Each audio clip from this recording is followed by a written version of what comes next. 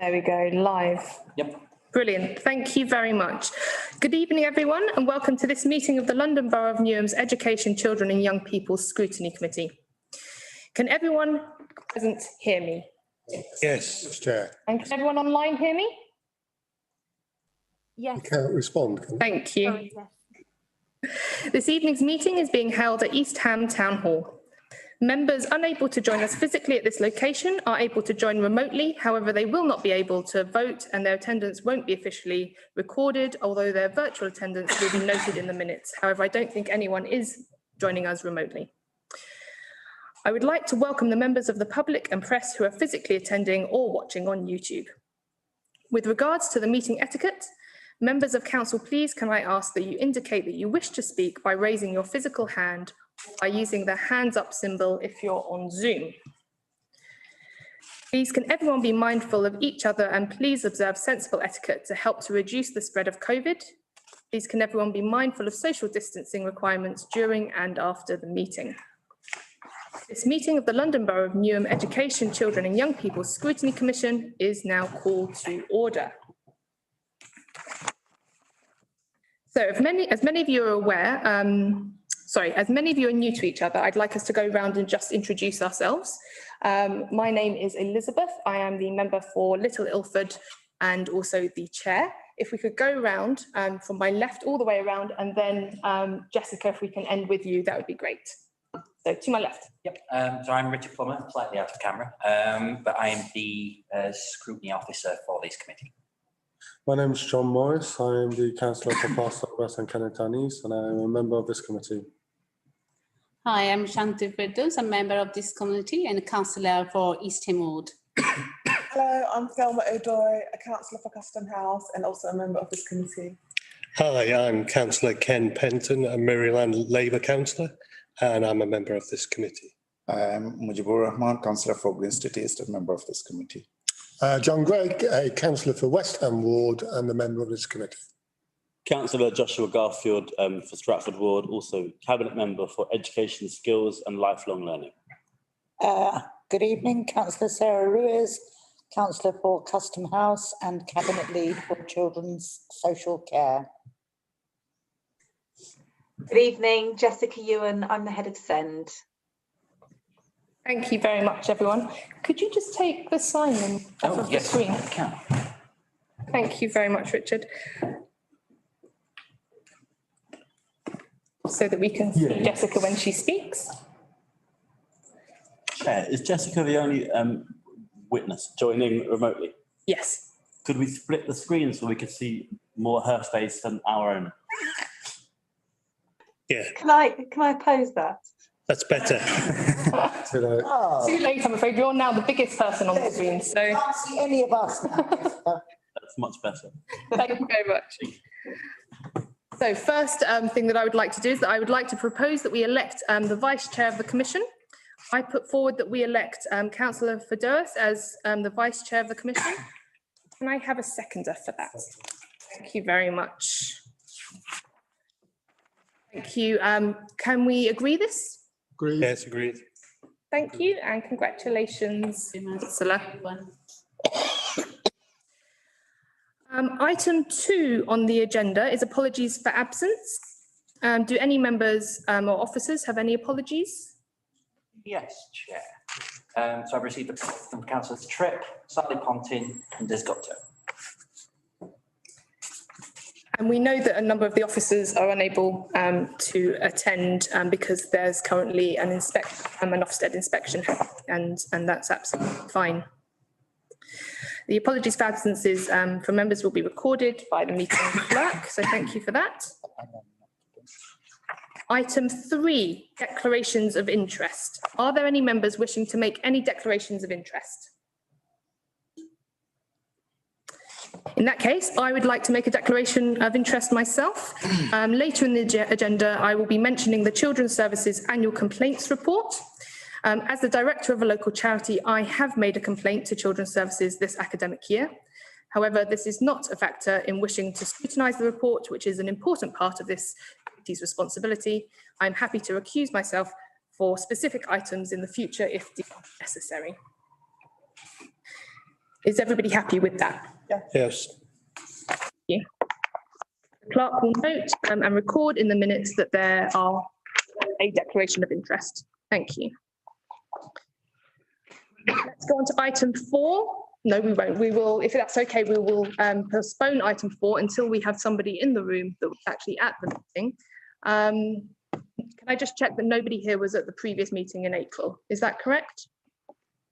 I think I was. It could be approved in principle today if you wanted, just so that it's administratively. I'm happy to wait for Councillor McCormack to come back. Although, can he approve as he's not a member of the committee? No, he wouldn't be able to. Well, in which case, let's just approve. Let's just go through and approve, and then in that case. Well, okay, well then, I move as a correct record the minutes of the last meeting of the commission held on the 13th of April 2022. Do I have a seconder, please? Thank you. Are the minutes therefore agreed? Agreed. Thank you. Item 5, forward work programme and recommendations tracker. The Commission has begun the development of its own work programme for 2022-2023. This is currently in draft and attached to the agenda. If any member has any additions or amendments to make, please do raise your hand. Lovely. Officers have approached me and noted that the Children's Services Annual Complaints Report is due to be published and have suggested to me that this would be a useful information item to add to the programme.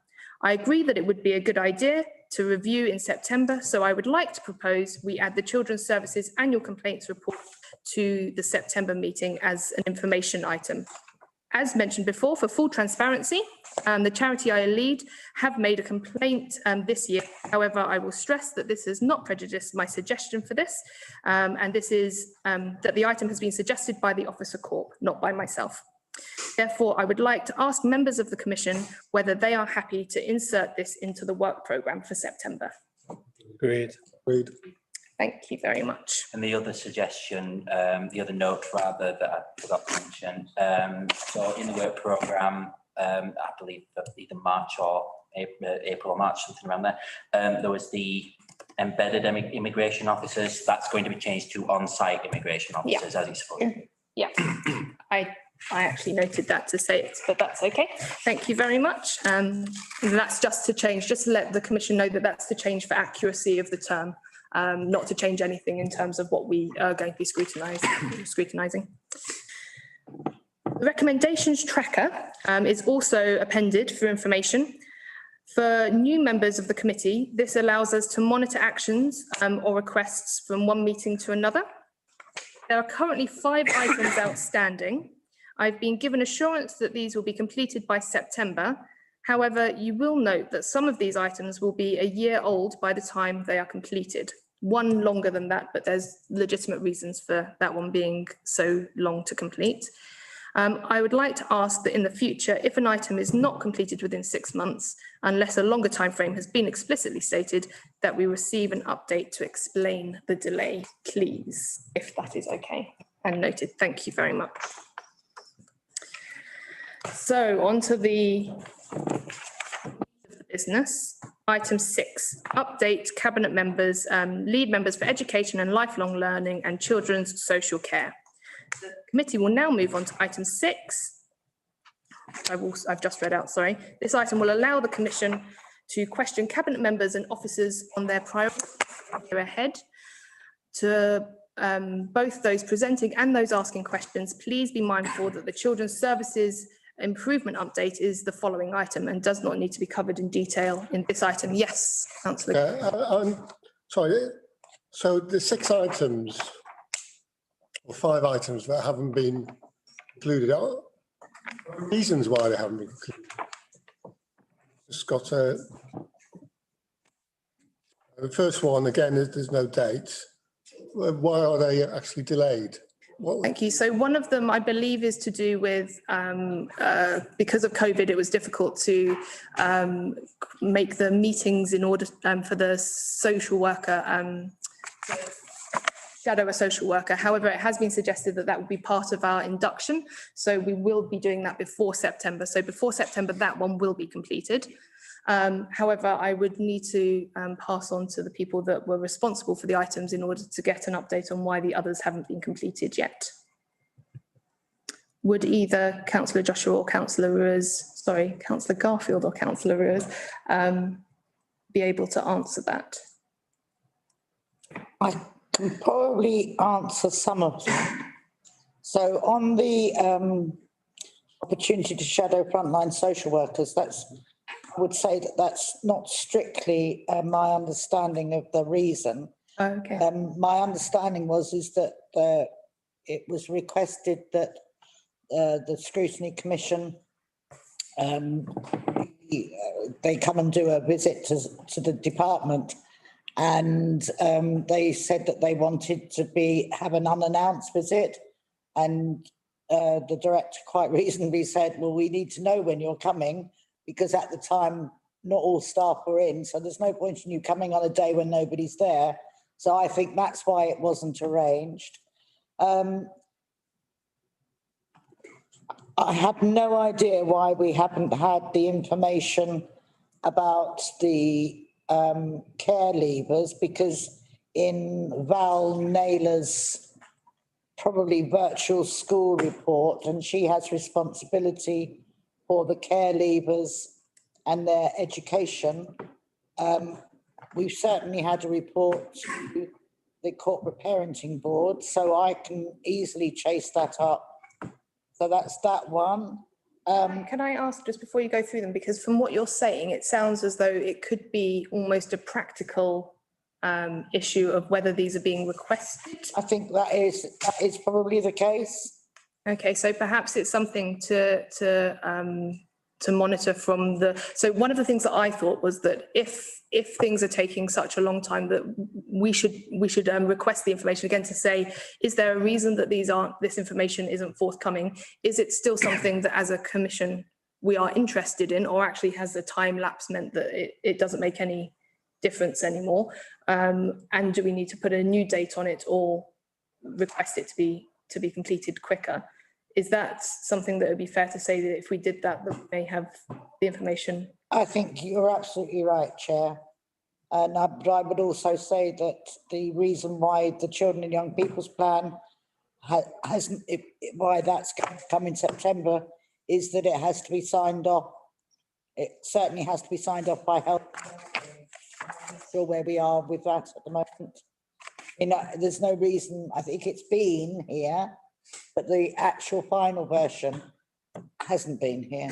And my understanding is that the final version will be signed off by the Health and Wellbeing, and then it can come back here for monitoring. So can we request that the Health and Wellbeing or ask them when they're planning to sign off? So if we make that request to them, then it can come back here.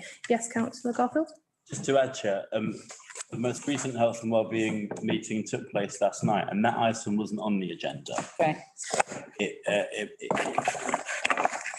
Your committee is having to wait for Health and Wellbeing to sign us off. It may not be ready for the scrutiny meeting. So if you would like it to be flagged, we can flag it earlier. Yeah, I think that's what we would like to have. The other one is complete. Can I see a supplementary vote? Can they, it's not very clear that something was supposed to be done and it wasn't done. So that needs to be made clear that this is actually a report pointing out that something that's supposed to be done hasn't been done. But also we need to have an explanation from officers why it hasn't been done, because otherwise we just get another delay and delay and delay. So can I suggest that's actually done?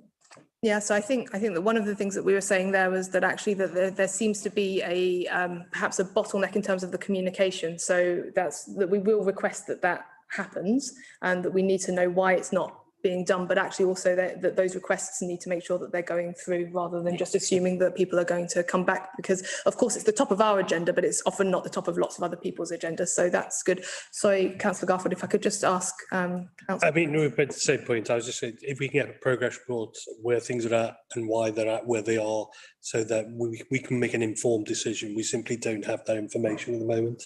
So if we could expedite that, Chair, then we can circulate it between now and the next meetings, and we can decide whether there are things we're concerned about or whether things are, as Sarah suggested, with regard to the children's well-being, but that it's in the pipeline already signed off. So if we can get that information and share amongst ourselves between the meetings, we'll be more informed and better able to fulfil our responsibilities. And I agree that I think that a year is far too long for some of these, that they're not big items to do. They're relatively small things to do. And of course, a year is a long time in a commission's sort of, that's a whole person's potential chairing of it. So, it's absolutely important for us to do that. Councillor Garfield?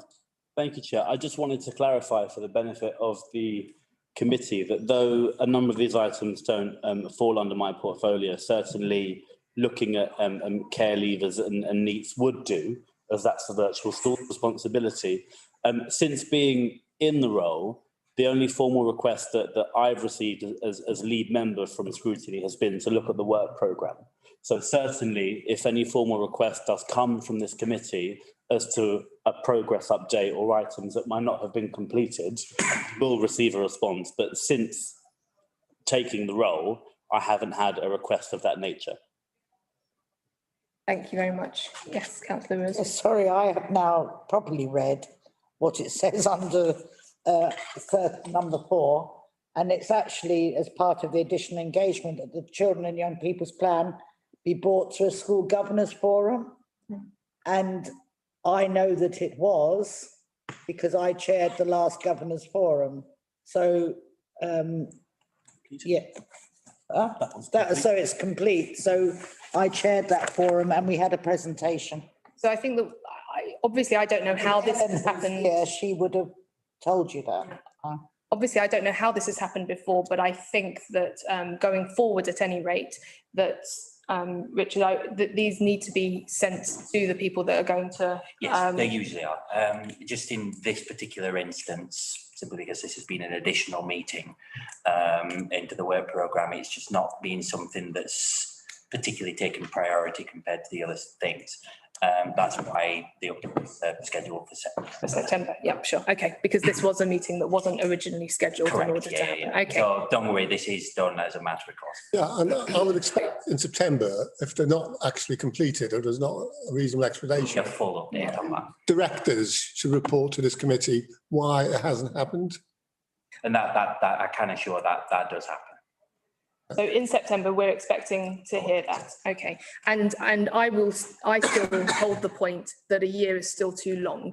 So whether it should have happened in July or September doesn't make a difference to a year being too long. But let's look outside of this commission about where the communication issue is, rather than that's okay. I'm really sorry, Councillor, if it's okay, we're going to move on.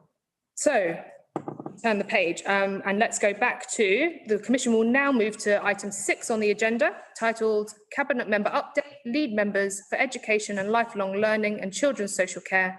This item will allow the commission to question cabinet members and officers on their priorities for the year ahead.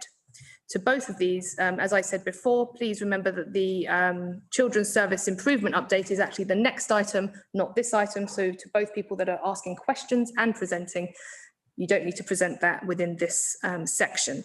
I'm pleased to welcome to this meeting Councillor Joshua Garfield, Cabinet Member for Education and Lifelong Learning, Councillor Sarah Ruiz, Cabinet Member for Children's Social Care, and Jessica, I've already forgotten, I apologise. Ewan. Jessica Ewan, thank you. Jessica Ewan, it's because I've written here the one that I was told that it was, so that it's hard to say it the other way. Jessica Ewan, Head of Services for 0 to 25 years, Scnd. I'm very pleased to. But Jessica isn't hanging around. That's a good idea. Yeah. Over to you. I'm happy to kick off, Chair. So in terms of what it is that we're currently working on and what's currently top of our agenda, as you have previously mentioned, we are currently going through an Ofsted inspection in our children's services, and the bulk of officer attention has been on that for the past month or so, but something that Jessica and Anita and Tim have been leading on, but primarily Jessica in her role as head of Scnd, has been preparing the local authorities' response and improvement update in terms of investment that's required and that has now been approved, thankfully, after our local area inspection of our Scnd provision last year. So members should be aware at this point that the local area inspection that Ofsted and the CQC undertook last year resulted in us being deemed in requirement of significant improvements to our Scnd provision. And around that time, or at least quite soon after the inspection, was when Jessica started. Jessica was relatively new, but has certainly hit the ground running in taking a look at what it was that the local area inspection highlighted as being the things that we needed to improve upon most.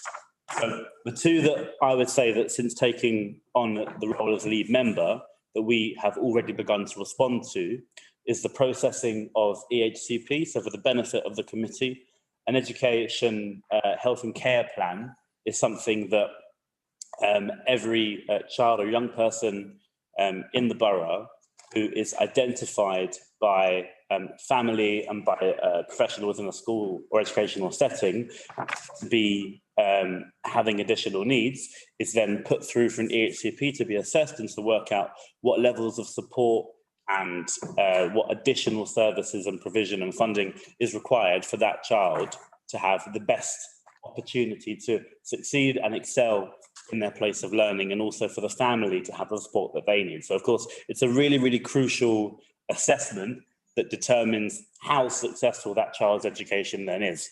Something that Newham has not done so well at for quite some time has been quantity of EHCPs completed in a timely manner. So for the committee's benefit, again, that a timely manner is deemed to be 20 weeks. So an EHCP that's completed by the local authority and colleagues in the CQC and the school, because it is done not just by the local authority, but by all three, and there's a heavy involvement from family. If it's done within 20 weeks, it's considered to have been done on time. If it lapses beyond 20 weeks, it's considered to have been late and to have missed that deadline. So recently, not it was that we discovered, because we've known there's been a problem for some time, but at least from when I came into the role, I was informed that we were currently at only 30%. So only 30% of VHCPs were being completed on time. There's a huge sort of disparity in why in a borough like Newham, we have such a demand and such a requirement for HCPs. And the backlog was primarily caused by the pandemic, but there was already an existing problem. And I think the pandemic, it's fair to say, only exacerbated something that the local authority was already doing quite a poor job in.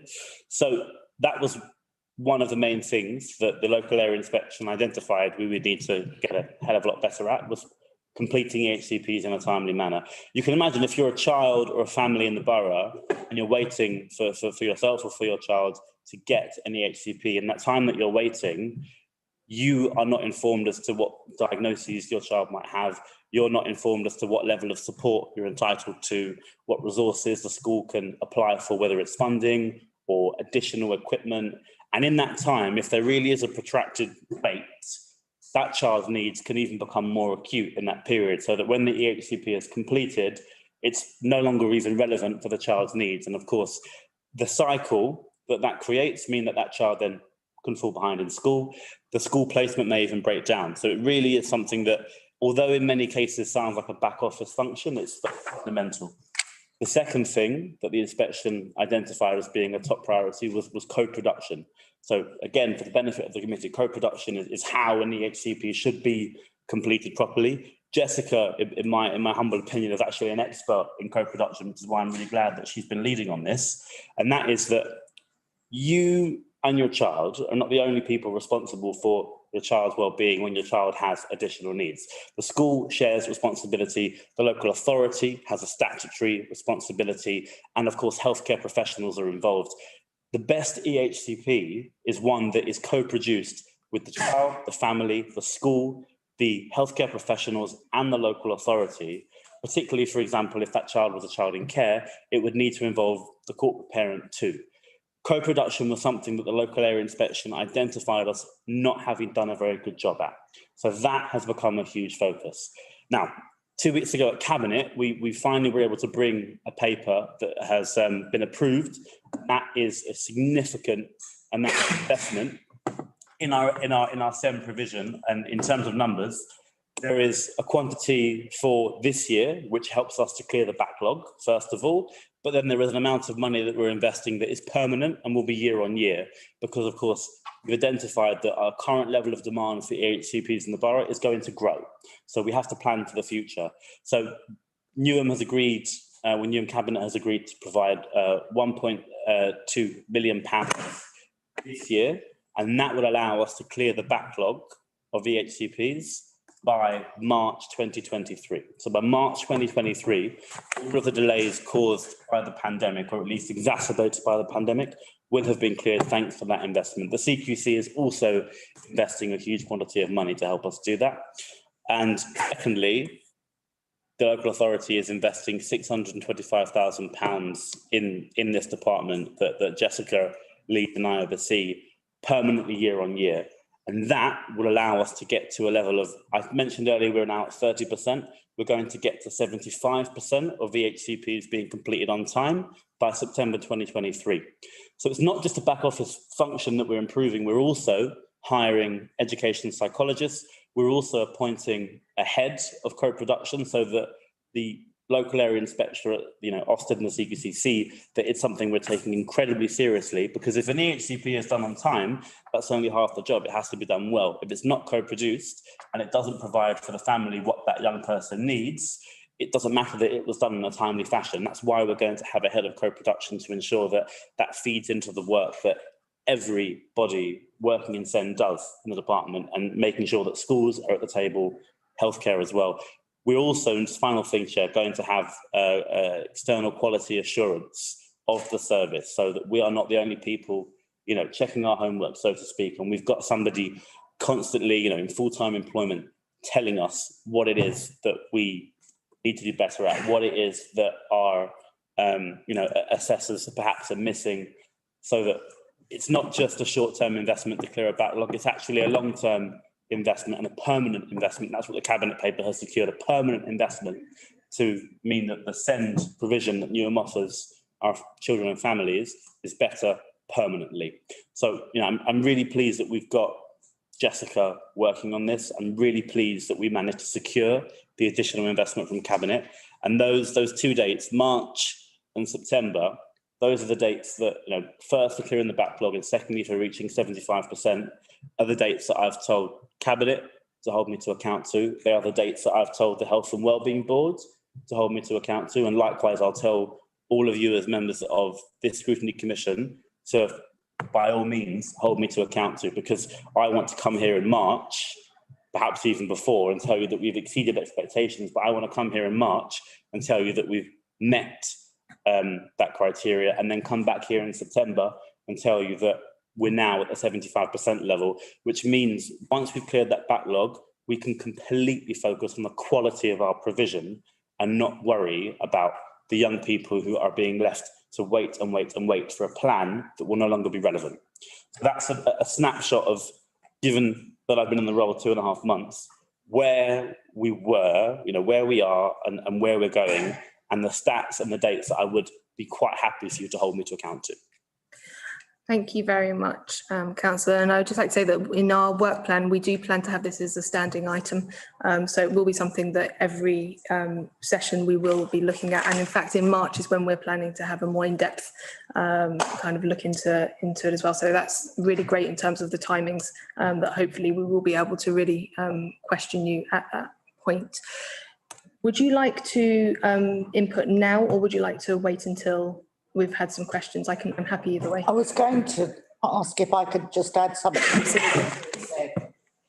because actually we need to fully understand that this is just local authorities' requirement, It is a partnership with our health colleagues.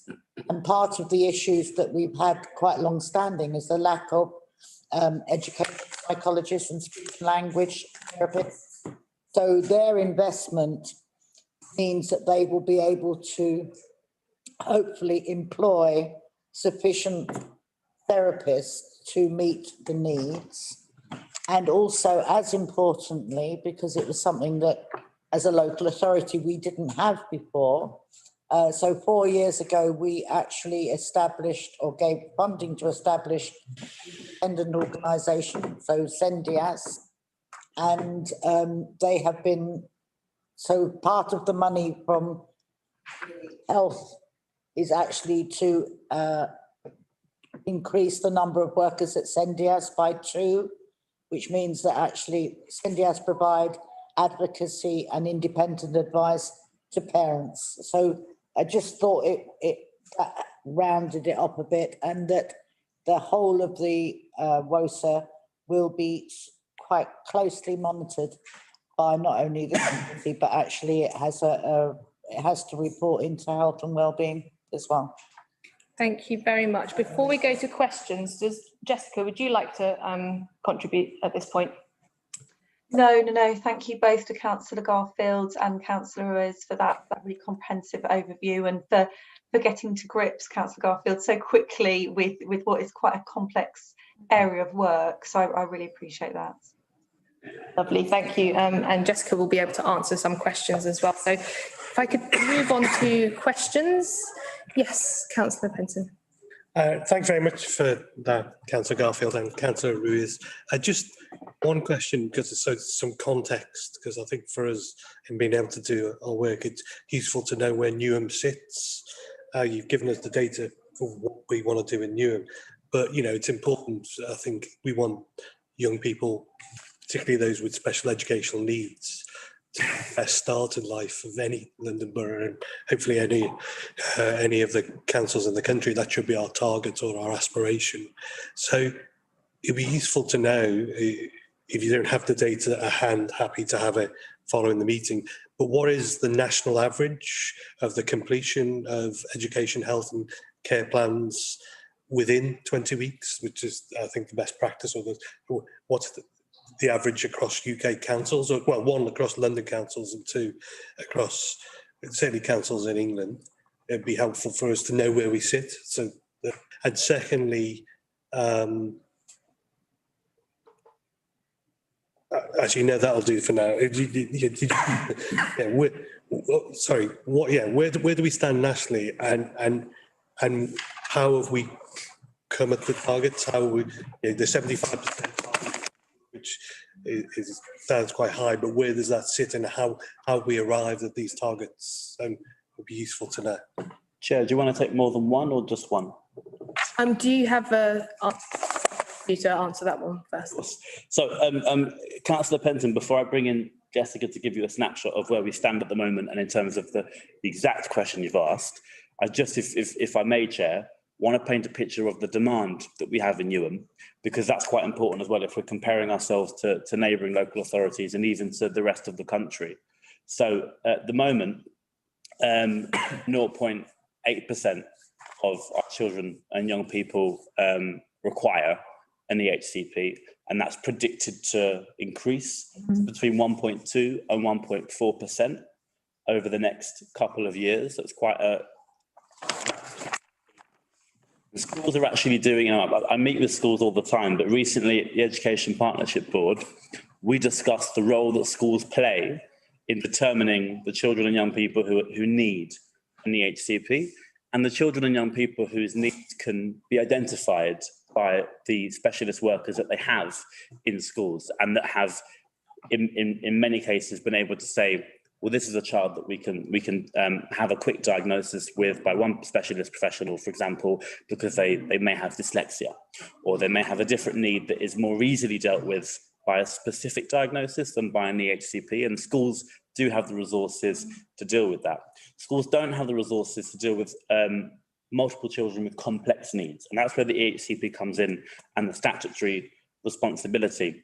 The other thing that I want to talk about is inclusion. So Newham has quite a reputation across the country for the inclusion of Scnd young people in mainstream education. And that's always been the case for Newham. It was the case when I was in school, and it was considered the most ordinary thing that children with complex needs would be in the same schools as everybody else that didn't have the complex needs. And to give you a snapshot of the difference, so Newham's figure, right now we've got 60% of our children with additional needs in mainstream education. And that's been a sort of a policy goal of the local authority. At least it was at one point a policy goal, and now it's become almost the embedded norm for Newham to include all of our children and young people in all educational settings. If you compare it to the other local authorities, the rest of the national average is 40%. So we are at least 20% higher at the moment than the national average, including our children and young people in mainstream education. In terms of where we stand on our Scnd stats, I will bring in Jessica on this one, but I just wanted to paint that picture for you, Councillor. Helpful.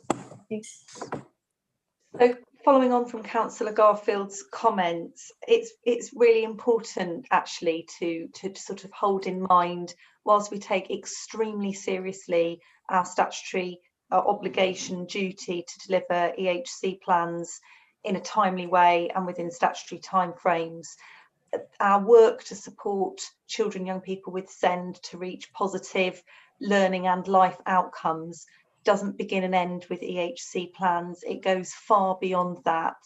There is, in the Scnd Code of Practice, is ordinarily available in schools and settings, early years, and right through to post-16 settings to support children, young people through what's called the assess, plan, do, review cycle. And as Councillor Garfield sort of eloquently explains, that is something that, because of Newham's sort of really quite outstanding history and legacy of inclusion, that Newham does incredibly well. So I you know, it would be remiss not to highlight the really excellent work that is happening sort of below the threshold, outside and alongside that EHC pathway. In terms of how we're performing and benchmarked nationally, the Scnd 2 data return for 2021 ranked Newham 137th out of 152 local authorities. Thank you. And there was also another part to that question about how we come up with targets. So when we're thinking of the 75%, how did we come up with that? Yeah, we have been in consultation with our Department of Education advisor throughout the development of the written statement of action, alongside a thoroughly consultative process, liaising with schools, settings, partners in social care, and health, and also parents and carers and families. We of course want to be delivering 100% of these plans for our local children and families, without a doubt, and we want to be doing that at the absolute earliest opportunity. What the plan delivers, and it has been approved by the CCG and by the CQC, apologies, and the Department of Education, is ambitious and realistic targets. And I think that the benchmark from 2021 probably sort of suggests that that 75% target is, you know, it is about right. I have a relentless focus on improving outcomes and improving our performance for local families, as does Councillor Garfield and the wider leadership team, and Sarah is indeed, who's been working on this portfolio also for a long time. So relentless focus on achieving the highest possible standards, and that ambitious and realistic target has been deemed right for Newham. Very much. Councillor Penton, do you feel that's answered your question? I think the second part did. It'd be useful, that data that you quoted, Jessica, if we could have that supplied to us in writing. So I appreciate, you're absolutely right, because our demands, I think we are the youngest borough in the country now. one of the fastest growing, so that pressure is greater on us. But it would be useful to just be able to benchmark and do comparisons to boroughs that might face similar pressures as well. So that means we'll know how we're doing, and we'll be able to better support you in the work that you're trying to do to support our young people in Newham. Thank you. We'll note that as a request then. And we can't underestimate the challenge ahead for us all. 137 out of 152 is a very big hill to climb. So, we will certainly keep looking at it. I think next we had Councillor Morris. Thank you, Chair. You mentioned an external quality assurance. I'm assuming a provider has been appointed. No. Okay. So because if I may, Chair, because the money has quite literally just been secured. One thing that I actually was quite remiss of me not to mention, but I think because I've been mentioning it so often for the past 2 months, I don't know why it's not in my head. But the WOSA, the written statement of action, that was something that if you're required to deliver, it's because the local area inspectorate decides that you're at a level where that needs to be approved by Ofsted and CQC before you can progress. So it was in the written statement of action that has recently been deemed fit for purpose by Ofsted and CQC that contained the figures that Councillor Penton was asking about in terms of our benchmarking and the 75% by September, for example. So delivering the written statement of action required the Scnd investment plan, and that was what we brought to Cabinet. We couldn't appoint a provider or talk about or look at recruitment or reorganisation until we knew we had that money. So we knew we had that money on the 5th of July. So it's the 14th of July now. I do know that our quality assurance will be done internally because it is more cost effective. It means that it frees up more of the funding that we've secured to actually hire education psychologists and to ensure that things like it's also another thing that I should mention. I'm sorry, I'm jumping around here, but sorry, before you mention another thing, can I just get clarification that I think previously I thought you said it was an external quality assurance, but will it be? There's two things. There's the quality assurance, which will be done internally. Then there's a Scnd commissioner that the mayor is bringing in, and I am not yet sure who the mayor plans to bring on that front. That is something that, because of the fact that as borough, the mayor received a letter from a Minister of State about the local area inspection before my time in the role, but obviously that's why she has some oversight over this particular area of improvement, because there is interest from the government, and that's why she's bringing in the same commissioner. But that will be as soon as I know who that will be and what the process, I'm happy to bring that information to Scrutiny. Okay, thank you. And I will go back to Councillor Morris, but as you've mentioned it, the written statement of action hasn't yet been published. It has. Has it? It's on the Ofsted website at the moment. It's on our website. Okay, lovely. Then we can... presented it to the Health and Wellbeing Board yesterday, so that it was published as soon as it was deemed fit for purpose. The very same... last week. 2 weeks ago. Yeah. 2 weeks. It went on our website that very day. In which case, Richard, if you could make sure that we've all seen that, then that would be useful. It's worth taking a look at because it does explain the way that we're restructuring how Scnd provision is both peer reviewed and how the oversight of it is going to change. So the Health and Wellbeing Board takes a statutory role in looking at the Scnd provision, because of course that does bring into account, as Councillor Ruiz said, our health partners as well, because it's that co-production. It isn't just our responsibility. It's also health, it's also schools, and that's why the Health and Wellbeing Board will have that oversight. And also we cannot deviate from it. Yes, it's held to, yeah. It's not a case of we think this is a better idea. Actually, that is our plan, and we will be monitored on a monthly basis. And that would be good for us to be able to hold as well. If I could go back to you, Councillor Morris, because I think you didn't have a satisfactory answer. No, I didn't. So you mentioned internal quality insurance. The Scnd Commission, who will be in charge of appointing its members? Mayor. So it's not independent? It will be. It's a mayoral function, as has been determined by the mayor. She wants to appoint a Scnd commissioner. And I believe it's going to, that person or that organisation, whomever the mayor decides they are, will be looking to peer review the service. But in terms of what I brought to Cabinet in that paper, the quality assurance is internal, and that's an actual member of staff who will be appointed to assure all the education healthcare plans that go through the department and all the provision being offered to children, young people and families in the borough with Scnd.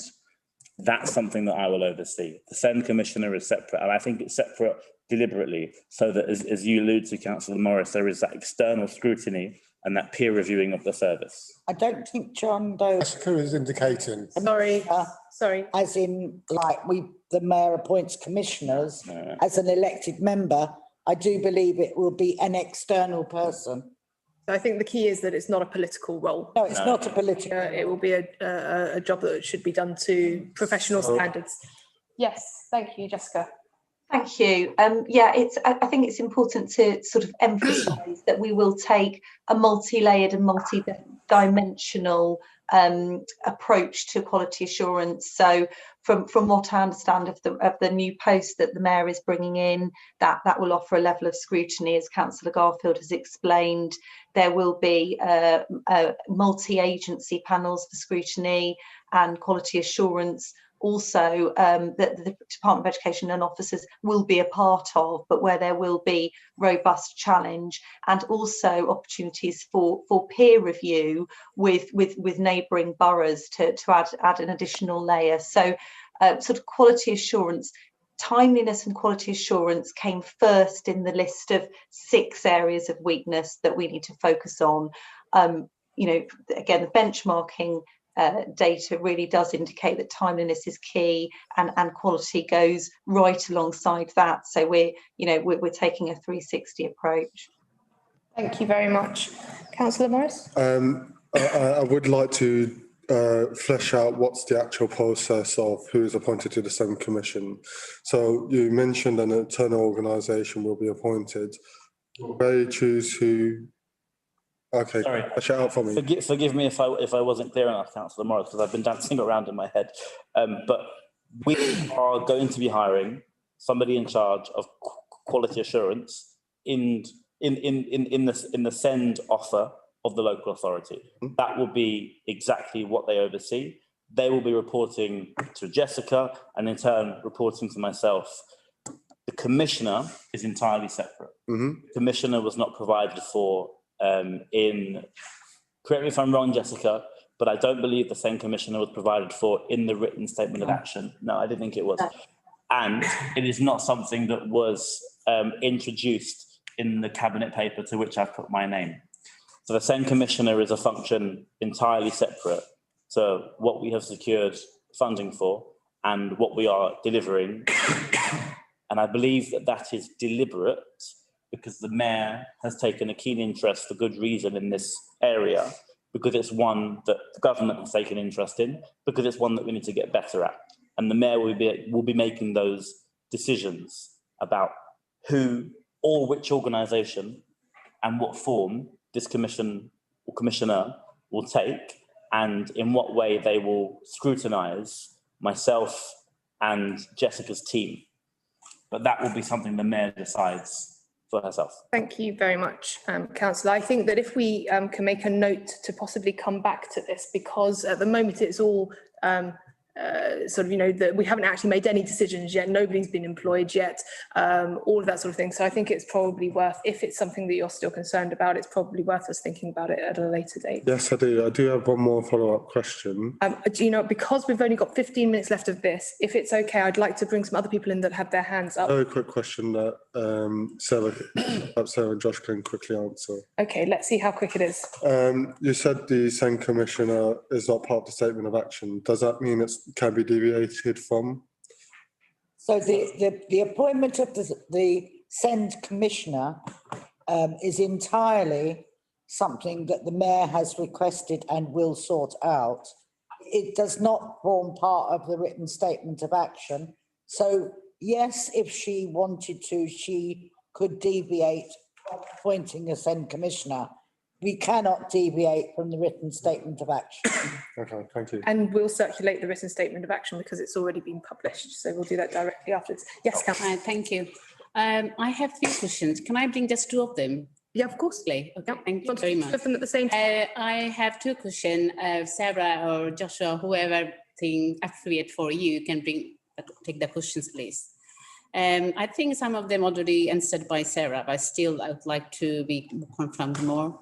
So waiting times for speech and language therapy and occupational therapy assessment and intervention were too long. And for that reason, some special needs children didn't have EHCP on time. And residents had to seek private assessment, which is harder for low-income special needs parents. So what steps LA has taken to recruit more specialist therapists and professionals? Can I bring my other questions, please, quickly? Transition to post-16 was difficult for young special needs children and adult services across education. Health and care provision was weak. We knew from previous inspections. Still, some ASEAN children struggling in adulthood. How LA will ensure that provision will be available regarding their needs, not their age, as their special needs. May I ask, Chair, which it appears, Councillor Firdous, that you're reading from evidence. I'm curious as to which evidence you're reading from, because I don't have that in front of me. Is that a report or? About the post-16. So for both of those questions, you stated some Ofsted in yeah. So was that from the previous under the inspection framework? Yeah. That's from the inspection framework. Yeah. Okay. I haven't got that directly in front of me, so I wouldn't want to speak to the exact stats that you've raised. But if I could remind ourselves of the actual questions, Chair, I think you were noting them down. I can probably help here. Please do, Councillor. I think they are 2 really pertinent questions, which I think once you have seen the written statement of action, we'll answer that.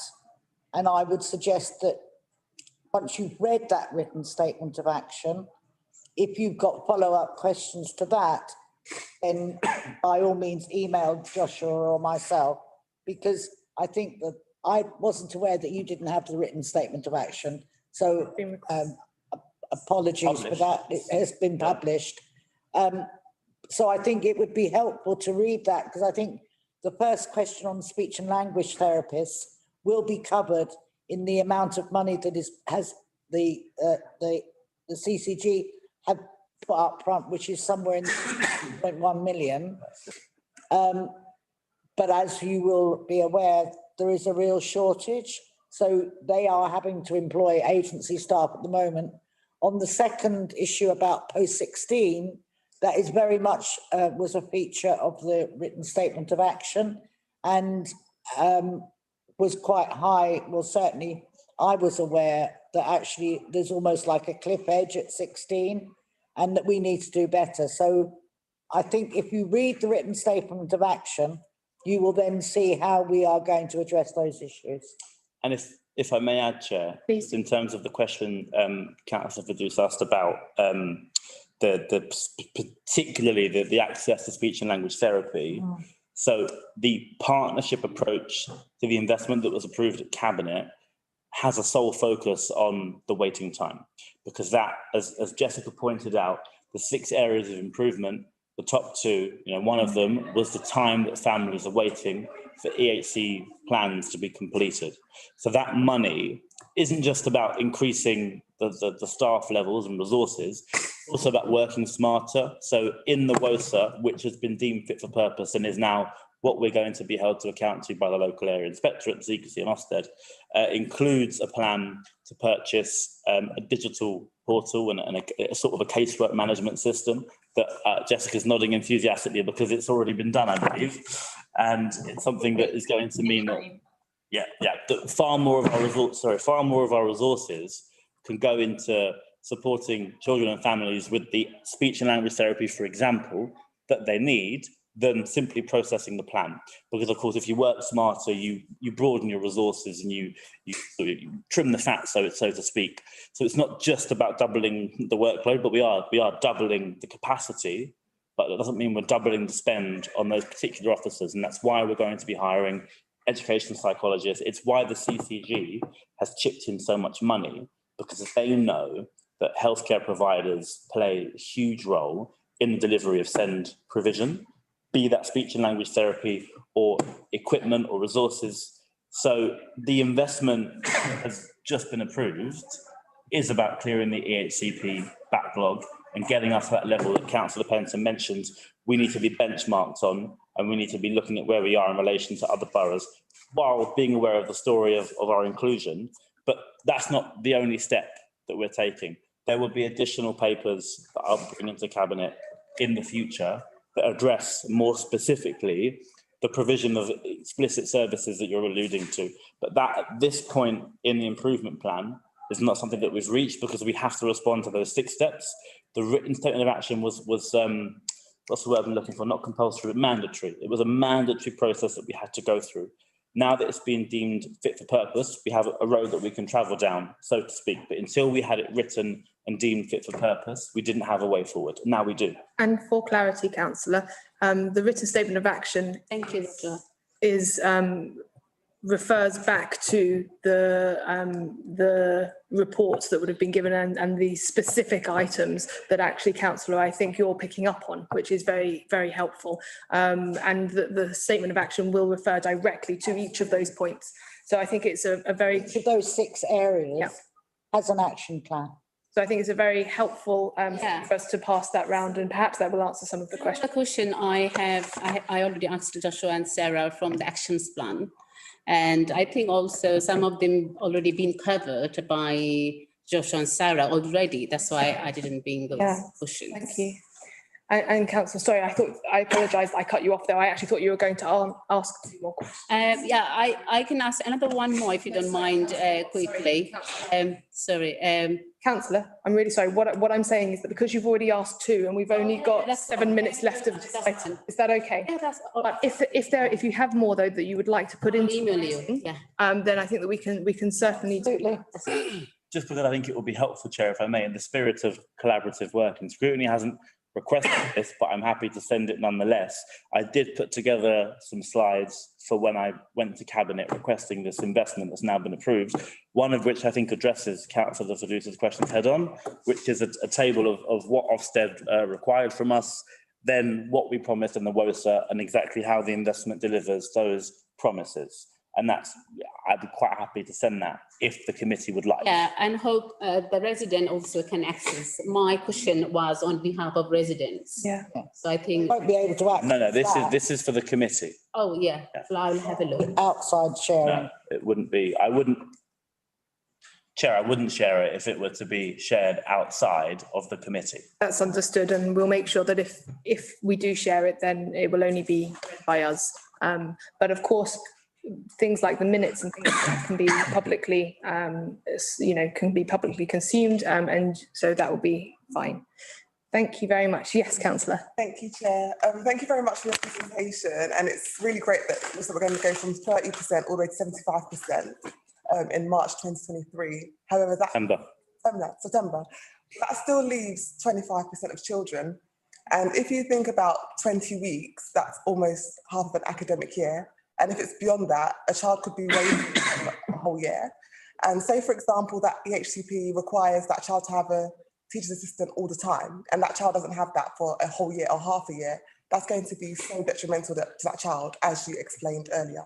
So what I would like to know is that obviously these children have been identified by all the skills and they're all waiting for this EHCP plan. So what happens in interim? Do they just wait with no support at all? Is there something there? No. Once they do have this EHCP plan, is there anything to sort of recover from all the time that they've been waiting? Is there any investment to help them recover or make up for all the time that they've been waiting? And my last question is, as Shanti said, if parents are having to get diagnoses done for themselves, is there sort of any universal guidance on how schools integrate what's been found by the parents? For example, my child has dyspraxia. How do schools then integrate that into their school system, and how do teachers use that? Is it regarded? Is it recognised? Is it done differently by different schools, or is there a universal way of how to deal with that data? Thank you very much. So it's a really helpful question, Councillor. Thank you. To highlight, children aren't left with nothing. In no scenario are they left to wait while the EHCP is processed with no resources. Schools do have an existing and standing Scnd budget for children under their educational authority, and they can access that budget and they can utilise it. And in some cases, if it's a situation where a significant amount of school budget has been spent on a child with additional needs, and that child is then identified to have needed support from the CQC and the local authority in the EHCP, some of that money is refunded essentially to the school, so they can set it back into their provision. But those budgets do exist. The problem is for some schools is because of the profile of Newham and the fact that we have more young people with additional needs and more EHCPs to process than many of our neighbours, that budget doesn't always go as far as it goes in other boroughs. And obviously we're all councillors in London Borough of Newham. We know the specific needs and the specific levels of sort of disparity and deprivation that we face when dealing with residents, when dealing with situations like this. And the fact that we are, we're not on the whole a wealthy borough. We're not on the whole a borough with limitless pockets. But in answer to your question about, of course, 75% is not 100. We are going to keep driving improvements in performance. We are going to keep being ambitious for our children and young people. But as your chair mentioned earlier, we do have a huge mountain to climb. We're currently in a position that is not acceptable. That's been confirmed by the local area inspection. So my job and Jessica's job is to take us to a position that is at least statutorily deemed acceptable, and then we can build on improvement. But it's almost like looking at the hurdles that we have to get through. The children will be supported, with the notional budget, and within that assessment plan, we do a review cycle as set out in the Code of Practice. Speech and language therapists and SLTs offer training. Senior leadership teams offer training to schools to enable staff to upskill and get more systemic approaches to therapy. All this is happening while the EHCP is being processed. It's not that nothing is happening. It's that when a child has particularly complex needs, as is not uncommon in Newham at the moment, and we don't expect it to become uncommon at any time, that's when the EHCP really does need to be processed in a timely manner to identify what additional funding the school, the family can receive. Sometimes it can be as simple as transport to and from the child's house to their place of education, and that might be something the family is unable to fork out for, but that makes all the difference and allows them to stay within their school community. That's not necessarily a budget that schools have for all the children that might need it until the EHCP is completed. So that sort of a delay is one that we're trying to interrupt the cycle of, because of course the impact that then has. In answer to your question about sort of getting to the 100% and constantly improving, and this is perhaps a slightly more difficult answer to give, but it's an honest answer. If you consider and this is actually a question that I asked Jessica when I first met her, if you consider what diamond standard of provision for our young people is, and you consider what it is that we'd need to get there, we as a borough, not just because we're Newham, but as a borough in this country with this government, are never going to be in a position to deliver a diamond standard of service for every single child and young person. We can deliver the best possible service. We can improve it exponentially. We can reach our targets. We can exceed our targets. We can become potentially one of the best boroughs to have a child with additional needs. But I'm not going to turn around to the committee and say that that's a diamond standard, in the same way that there is a reason why families with the means spend their resources on sending their children to private schools, because we know that there is a disparity between what a diamond standard really costs and the resources that this country, this government, the society, the economy, this borough has to spend on children and young people. So I am giving you stats and information that, and promises, in fact. Wow. Goodness me, Tony. Lucky you're here, Chair. Wow. Thank you for your contribution. It's been very illuminating, Councillor. I didn't.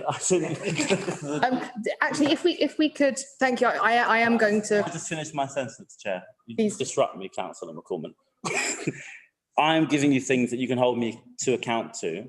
I'm not making promises that are unachievable. I'm not making promises that I don't think are achievable. I'm making promises that I know that we can secure investment for, improvements that I know we can make to get the service to where it should be. I'm aware that we still have one question that's wanted. Do you feel that that answers your I just want some question? clarity on something. When you said about money being reinvested into the schools, do you mean that it will be sort of backdated, like a child's been waiting for 20 weeks, so all that money goes into that child? No? No. So what do you mean by money being reinvested into the schools? Well, the local authority, we invest a significant amount of money in our schools, both at a statutory level, but also with things like, capital works programme. I recently visited a school that has built specialist provision for their Scnd young people. It's world class. It's fantastic. It's something that I'd love for every single child with Scnd in the borough. That's something that we provide an investment into. I feel like that doesn't answer the question, Councillor Joy. You want to know exactly how much money or exactly? Exactly how much. I just want to know what is really done for these children that are having to wait. Okay. And you did say that money was reinvested, so I just wanted to know in what sort of way. One of the things is a capital investment programme. Just a clear answer. She'll dig you out of that hole. Sorry, it's nothing that Councillor Owens and Councillor Garfield aren't aware of, but we have recently gone out to schools and settings to invite expressions of interest for capital works, which includes providing more places for children with ASD and complex ASD, because we know that that is a cohort of children and young people who sometimes do require a special placement, and for whom they won't necessarily reach their full learning potential in a mainstream setting, or indeed for children where that has sort of proved not to work over time. So that's an example of investment. Councillor Garfield also sort of referred to systemic approaches for speech and language therapy. Some children, young people have a specificity in their EHC plan for one-to-one therapy, and I know that it is often very reassuring for families to receive that one-to-one therapy. There are a lot of hours that a child is in a school and setting, even if they receive one hour every week, which many children won't. There are a lot of hours remaining that child is in a school and setting. So systemic approaches, the training that can be delivered to upskill and create learning environments that will enable children to reach their potential, are very effective and are being rolled out by both the local authority speech and language therapists, and also the NHS therapists. And very much sort of supports the understanding that if we get it right in the classroom for children with Scnd, we get it right for all children. These approaches seek to benefit the wider school population and create that sort of wraparound support. So we are not complacent.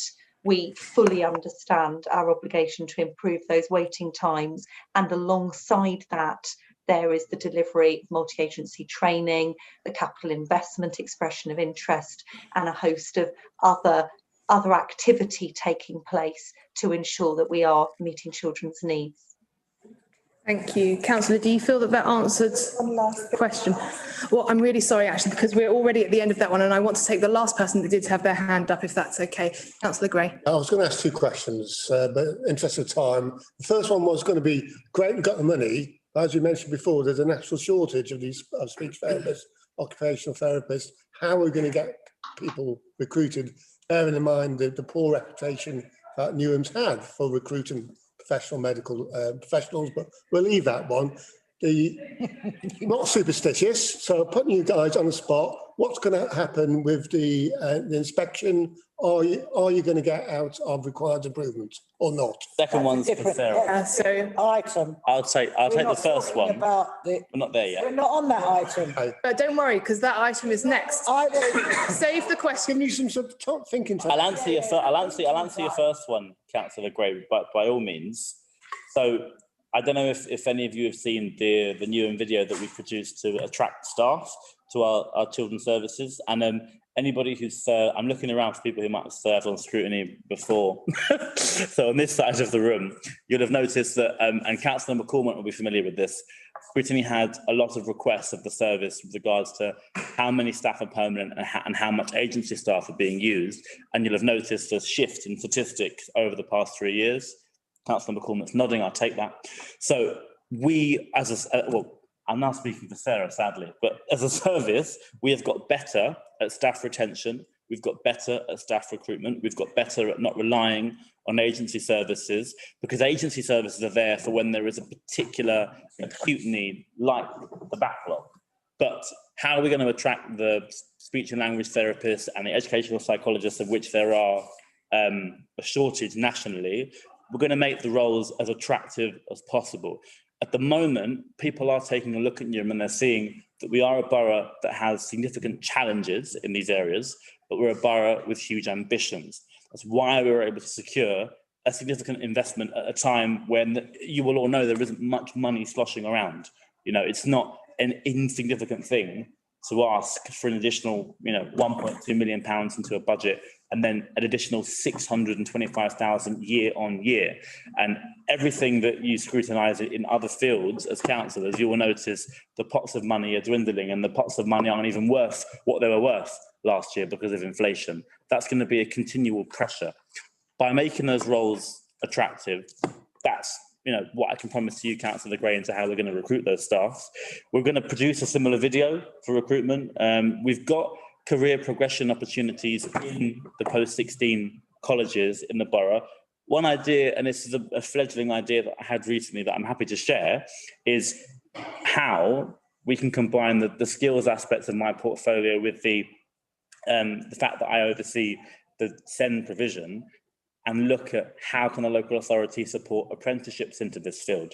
Obviously, it is a professional qualification that you need in order to deliver a specific service. A bit like, one can be an apprentice quantity surveyor, but you can't actually go and survey a property. You're still an apprentice. And there's a reason why it's taken through that process. But I'm currently exploring options for how we can look at the investment that we make in post-16 education and create opportunities for training into roles that we know we need to recruit into. And that, of course, feeds into the community wealth building agenda of the borough. It feeds into the inward investment that we need to improve, our levels of dependency as a local authority, to improve employment. It goes beyond, in my opinion, it goes far beyond just improving the Scnd provision. You have to look at multiples. That's why I'm actually quite pleased that you brought that up. Councillor Garfield, I think it's really helpful to hear, particularly about those more junior roles and how we're wanting to recruit into those. But I think the question was actually more for much more senior roles in with educational psychologists and things. You mentioned making people want to have those jobs. What specifically are the ways? Is it higher wages? Is it better benefits? What are the actual things that we're doing? Yes, please, Jessica. Thank you. So if I kind of quote some of the things that feature in our recruitment video, I mean, first of all, it's how we make noise and get ourselves out there. So, I came to work in Newham because things popped up on my social media regularly, and I was attracted to the passion and the commitment that existed in the senior leadership team, and I have not been disappointed. So we will similarly use recruitment videos, we will use social media platforms, we have in the redesigned structure, which is starting we're starting to sort of formulate as a result of the additional investment, career pathway opportunities for people to develop, and for professions like education psychologists, having a rich and broad diet of professional opportunities is a really key factor in attracting staff in. So there will be different hooks for different disciplines within a framework that is geared up to meet the Scnd needs of children and young people in Newham at this time. Thank you very much, Jessica. Councillor, do you feel that that's answered your question? Yeah, but again, it's the proof of the pudding is in the eating. So let's good luck, and I'll see. We'll be watching it. Thank you for the luck. Thank you very much. In that case, the committee will now move on to item 7 on the agenda. So you haven't got an item 7? We've got different. Different agenda. Different agenda, the most recent agenda, go 6. It goes up to. I am going to change this to the committee will now move on to the next item on the agenda, Just tell us what it is. titled Children's Services Improvement Update. This item will be reviewed, reviewed sustained improvement to children's services, actions taken and review performance of children's services in light of the previous and current Ofsted inspection. No, Jessica. Chair, are you happy for Jessica to continue with her evening? I'm happy for you to leave now. Thank you very much for your input. It's been very useful, Jessica. Thanks, Jess. Thanks, Jess, so much. I'll see you soon. And this item will be taken by Councillor Ruiz. Please feel free to give us 10 minutes or so and then we'll open up to questions. Okay, right. So in your pack, you will have the last letter that we received for our monitoring report, plus the current self-evaluation document that is being used for the inspection of children's services started on Monday. So we currently have the inspectors in. We got the call at 9:05 on Monday morning, and the inspectors will be with us for the next 3 weeks. So this week is being spent in providing them with every single document that they are asking for. So I believe we heard today that we uploaded 150 plus children's files for them to look at, and they will then choose 12, which they will then do a deep dive on. We've also had to submit all of our data information and various reports. So our adolescent safeguarding report, the JSNA, the children and young people's plans. So all of that. So the heavy lifting for a lot of officers this week will be on actually answering their questions and providing them with the information. They are also conducting interviews this week, key strategic people, and me. So I'm not, yes. So I had my interview today. Elizabeth and Councillor McCalmont were also interviewed today, as was Colin Ansell, who is our interim chief executive. Tomorrow they will be interviewing Julia Rowe, the chair of the Children's Safeguarding Board, and Councillor Carleen Lee Parkway, who was responsible for chairing Corporate Parenting Board. And then they are also meeting with, will select a head teachers that they will also be doing, and we don't have any say in any of this. I mean, it's not the case that we want to put ourselves forward. They are very specific about who they want to speak to, and sometimes it's head teachers. They will also be meeting with groups of designated safeguarding leads in schools. But of course, they, in some ways, is a bit of an own goal, because a lot of schools, some of our schools finished this Friday, but certainly all of them will be finished by Thursday next week. So they've had to concertina in. So they will then arrive on Monday, and there are 7 inspectors. No, they're not coming. Yes, they are coming on Monday to Thursday next week.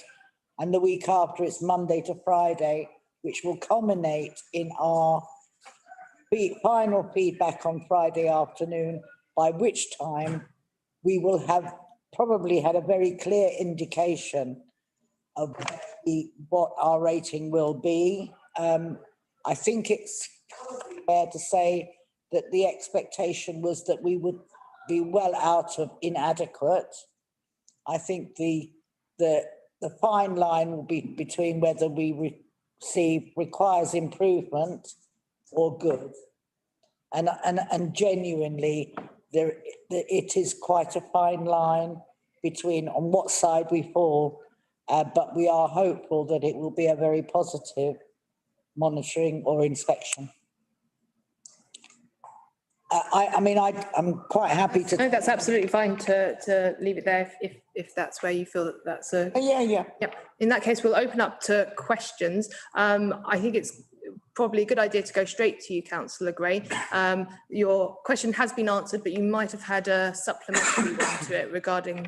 Yeah, there's an impossible question to answer. You're too close to it anyway. So I mean, this is our one shot, John, in that this is 3 years, absolute hard graft. And I genuinely feel that we cannot have done any more in that 3 year period. Most of you won't realise just at what a really, really low point we were 3 years ago. And I think even Tim, the director, was probably shocked, and even when he came in, that actually there were things that were just so bad. So I think to move in those 3 years to a position where the monitoring letter says steady progress, I think is actually quite an achievement. The next 2 weeks are absolutely critical and crucial to how we can move on for children and young people and families. At the end of the day, that's what it's about. It's not about whether we get, outstanding or good. It's actually about our children and young people and actually how our services can affect them. Just one thing that's a request. I mean, we haven't got a copy of the original report. We've got a copy of a response to the report. I assume it's on the website, but these wouldn't, not now. I remember. Yeah, I think it was in the induction pack that would have been sent out at the very beginning of this. So it wasn't with this agenda. Would have been with the part of the background papers.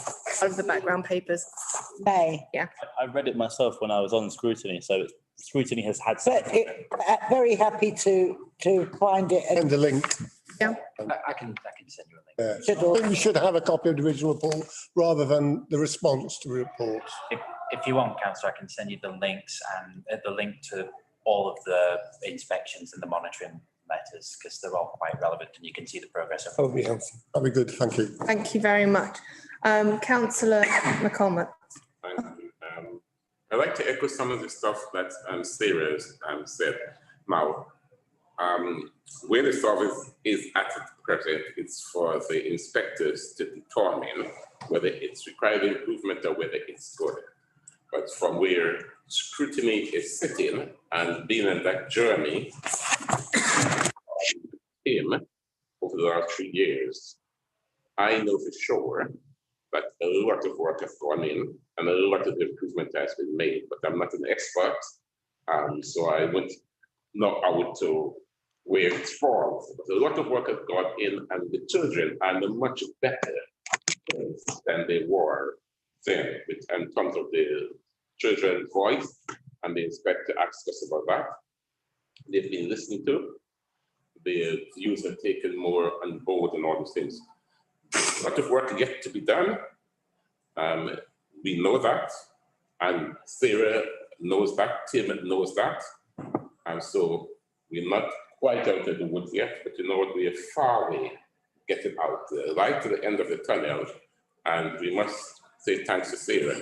And over the year, the 3 years or so, you've always been pro-scrutiny, and I say that to mean.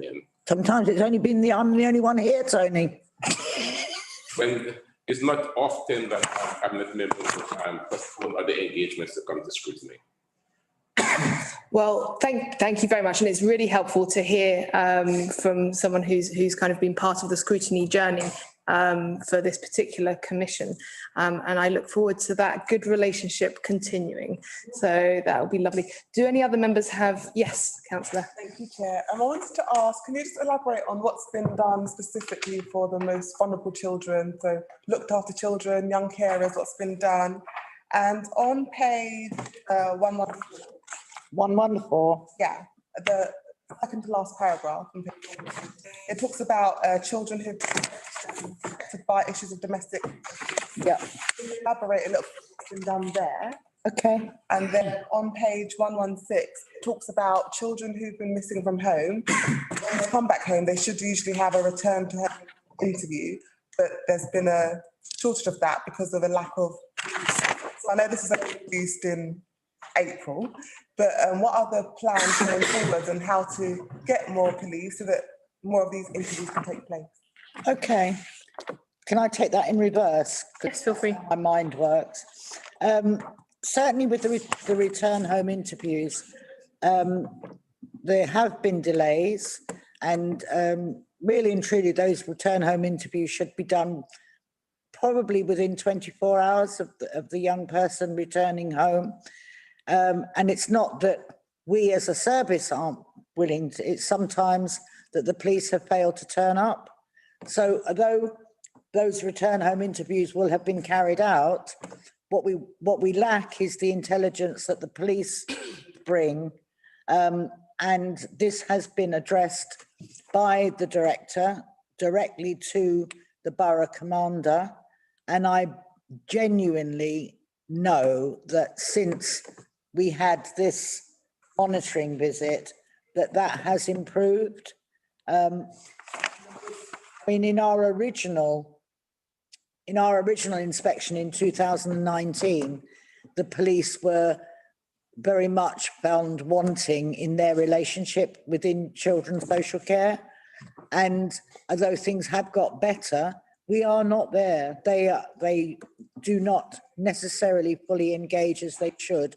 But with a new borough commander starting, I think probably at the end of July, that has certainly been made very clear to them. So the return home interviews would have been done, but not necessarily with the police intelligence.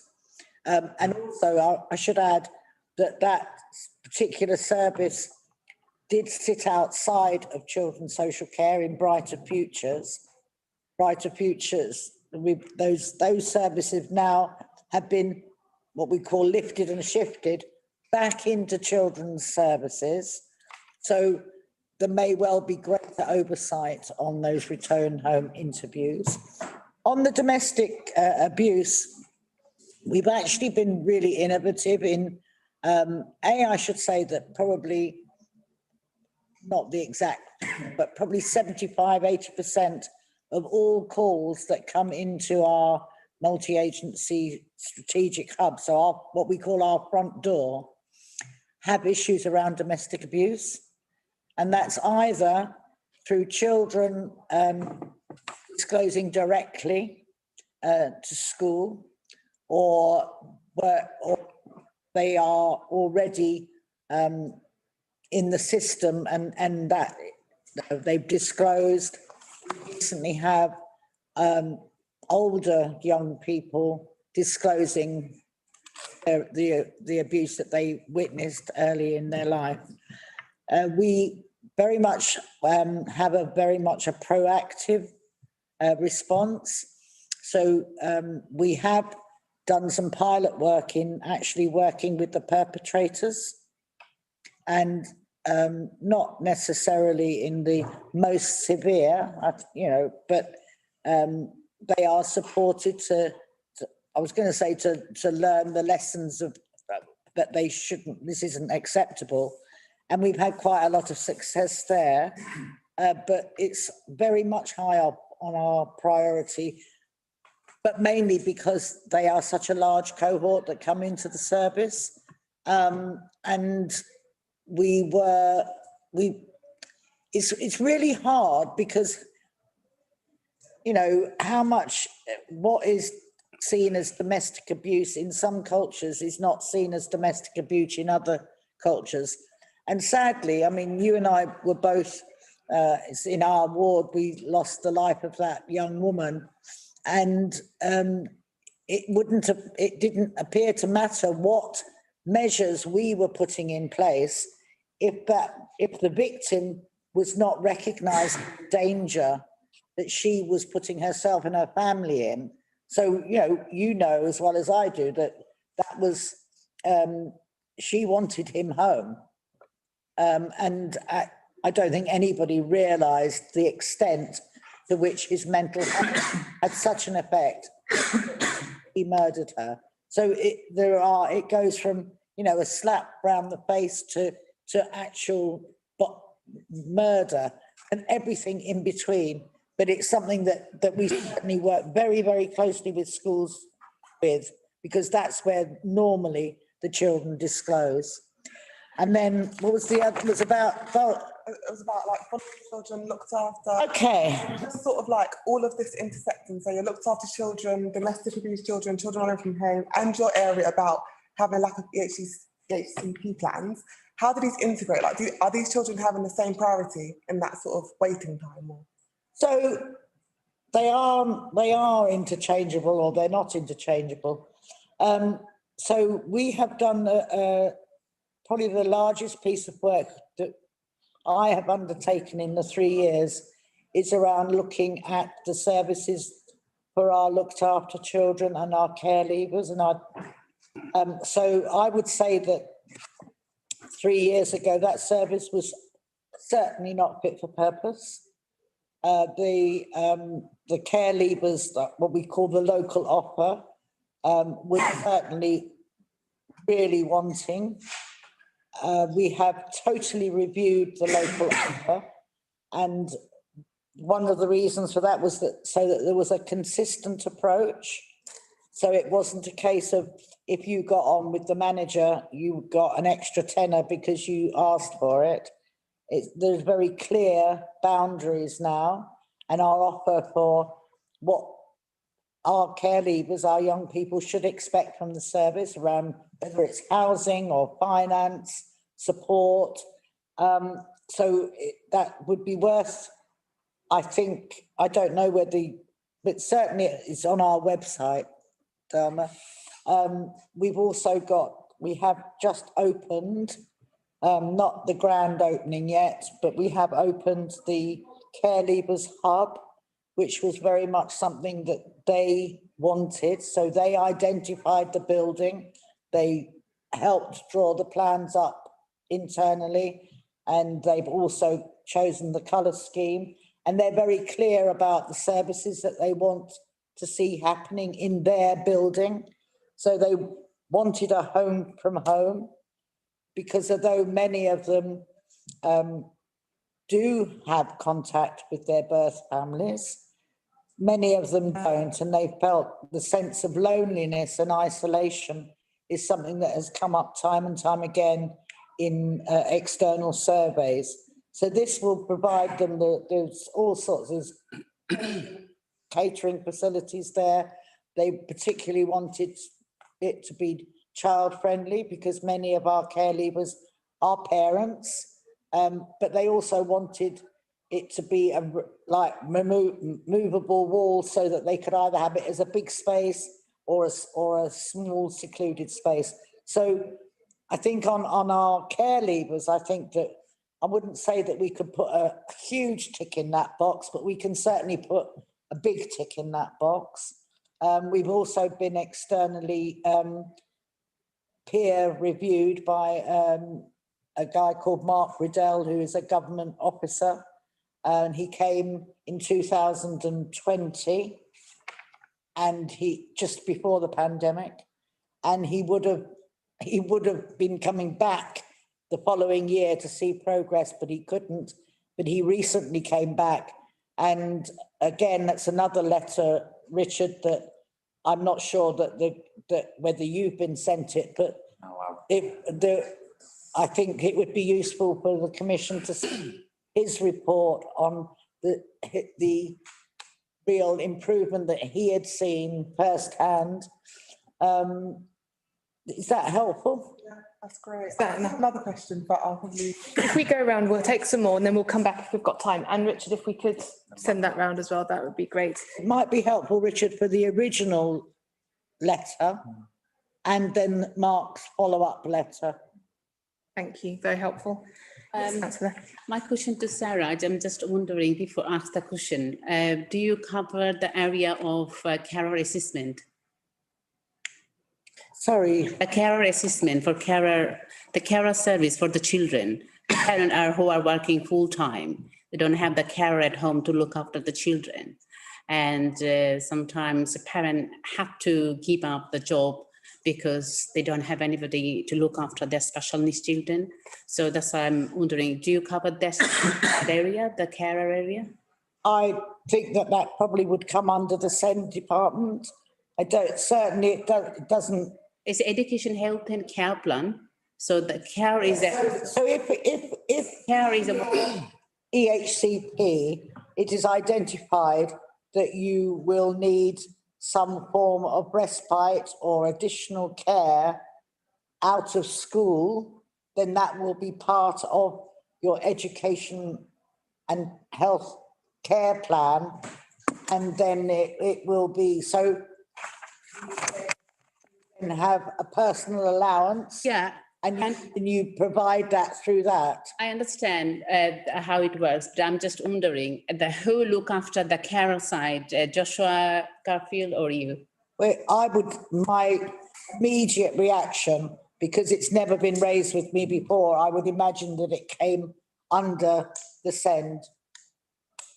But I'm quite happy to check it out, but it's something it sounds ever come up with me. It sounds like it might be something to just check and then. Yeah, it's and then the plan, part of the education, health and care plan. So some parents, they really need some carer at home after their children. That's something that they would then, I think, they would organise themselves because they would be getting out of their personal allowance Carer's allowance. That would be a carer's allowance. But I'm quite happy to check on that. At the moment, my question is to the table, how we can bring more carer, how we can recruit more carer for the children to look after, to be looked after at home, probably in summertime when parent going to work. So we cannot leave, parent cannot leave the children. So how we can reassure the children will not be left alone. So if I may, I think is right. We were going to go away and have that wholly clarified, but it was also my understanding that it would fall under Scnd provision, and therefore the political oversight would sit with me, but the responsibility for providing those carers is with the health service. Because Councillor Fadus, you're right to specifically refer to the needs for carers outside of the school or educational setting. So it no longer falls under the school's responsibility, it's a health need. And by definition, it would be... I was going to interrupt because I actually don't think that it is a responsibility of health. I think it's actually the parents' responsibility. So if I can just cut in, it sounds as though there's some clarity. So perhaps if we could find the answer, I think would be better than speculating and kind of guessing. But also, though, just to say that I think one of the points that you're particularly talking about there, which is pertinent, is safeguarding issue as well. And so actually whether that's something that we're aware of in terms of safeguarding. I mean, most carers, if I'm absolutely honest, come through an agency. And so therefore it would be the agency's responsibility to do a DBS check, etc. I think it's the same as a bit like childminders, isn't it? I actually meant more, I think, but correct me if I'm wrong, that you were talking about the safeguarding concern for parents where there was no carer present, and so whether they because I think you mentioned that if they had to go to work or they can't leave their child at home on their own. Yeah, but who are special child, so it's part of education, health and care plan. So the care is coming to that plan. Yeah, but it's. Yeah. I think I mean we'll go round and round in circles here. I will get clarification, but I genuinely believe it's the family's responsibility to sort that out through your personal payments, through an agency. If just to further clarify, because this is something that we do know about, the EHCP will determine what resources the family need and are entitled to. It is the family's responsibility to allocate those resources for their child or children when it falls outside of local authority provision and outside of the school or educational setting. So it is the family's responsibility in that instance. And as Councillor Ruiz said, it's the agency who employs the carer if a carer is needed and the carer is provided. But I will double check. Yeah. And if we can just make a note that that's going to be checked. Councillor Mum. I just referring her question. I was witness this kind of special need child. They got some kind of support. Is right somehow because I saw they're getting support. One special child. I don't know from where, but from the council was some carer. They look after the child, home, and look after them. So that I don't know, but there's some support. Yeah, I think council or maybe private agency. Right. So the council would be responsible for writing with the family the education, health and care plan. If within that plan, it says that you will be entitled, for example, to 8 hours of respite care, okay, or short breaks or whatever the phrase is that we want to call it these days. It is for you as a parent to access that. Yeah. And so that's why we've improved the local offer as it refers to children with a disability.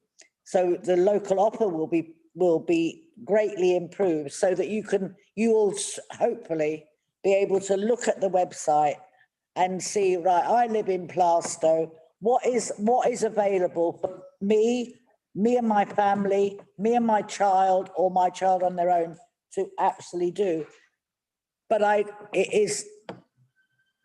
is for the family to organise care. So because I'd like to move on from this particular question, but I also would like to ensure that you get a satisfactory answer. Can I just ask whether you're sure that what Councillor Ruiz is going to ask does answer your question? And if it doesn't, whether you could put it in writing might be a help. Might be helpful, Shantu, if you email me. I'm just adding one more line. So far I know a few parents has got the services from the council and they got the carer services from the council. They applied for it as they are low funded. The council allocated the provision for the child. So actually parents apply for it, but parents do not physically I can recruit the people. The council recruit the people. They hire the people. So I think because this is such a specific question, You email me. you need to actually put it into an email so that it can be answered. I will make sure that you get a really full answer. Okay, I'll email too. Brilliant. Thank you very much. Thank you. Councillor Morris. So in the experiences and progress of children in care and care leavers, that's page 94. What was that? Page 94. 94. The experience and progress of children in care and care leavers. There's actually quite a few mentions of a life story of a child. Yeah. Can you tell me basically what is the life story of a child and what data is captured in that? Okay, so from the moment a child or a young person comes into our care, they have a file. And part of the work, if you are, so sometimes our children in care come in and out. It may be a very short respite, it may be a period of a couple of weeks.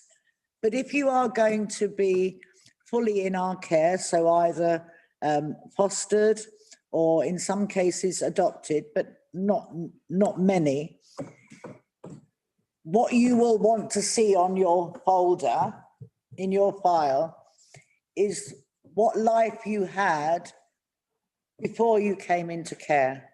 So it would include work it will include your family history. It will include any school that you went to, your certificates. It would then follow you so that if as a young person, when you left care, you are able to request your file, you would hope to see in there would be would be written down, would be something that A, you could understand, B, was non-judgmental, and B, would give you a background of actually your life in life story. What you wouldn't want to see in there is any judgment on, oh, well, his mum didn't want him. That sort of, I mean, that's quite stark, but, and what we found in the past was that life story work was not being done properly. So there would be things in your folder that actually were not true, or would be sentences that actually couldn't be substantiated, and they were written in a language that actually wasn't, I was going to say wasn't kind, but that seems to be the theme at the moment. So it's about ensuring that when you leave care, your folder has every bit of information that you might want to know about yourself. And we have spent this, certainly in the last year, now that every care leaver has a personal assistant, it's work that they will do together. So before, it would have been something that a social worker would have written. You would never know, all right, until you'd requested your folder, and then you read it and you think, oh my God. Whereas now that work is being done together, and your life story is written together, so words that you want to know. Okay. That sounds like it's a packaged in a way that, as you said, if I was a care leaver, I would understand. But would that be packaged in the same way for someone who is in the profession but wants to understand the child's story in a different way, if they're a professional? I think because that's what we're trying to get away from, in that it's not written in professional jargon. It's actually written in a language that can be understood by all, so that it would be, you know, that it's the way it's phrasing, and it's not leaving anything to the imagination, so that you wouldn't be able to read it and think, oh, what does that mean? Could it be this? Could it be that? It's quite specific. So just for clarification, the point I was trying to make is, are they one and the same? So you wouldn't pre-package the data you had on a child on a care leaver to be packaged in a way for the care leaver. There would be one and the same for the professional. Oh yeah, absolutely, John. Sorry, I misunderstood that. I was just going to add, from a slightly external perspective, because of course Sarah's been leading the portfolio for three years now. 3 years now. The biggest shift in that time, as at the time, you know, a backbench councillor, a member of Scrutiny for the entire period, was a shift, I think, in culture in the department. And the shift specifically, you know, what you're alluding to, Councillor Morris, it wasn't accidental. It never felt accidental. No. But CYPS began to look at the life of the child as opposed to the experience of the professional.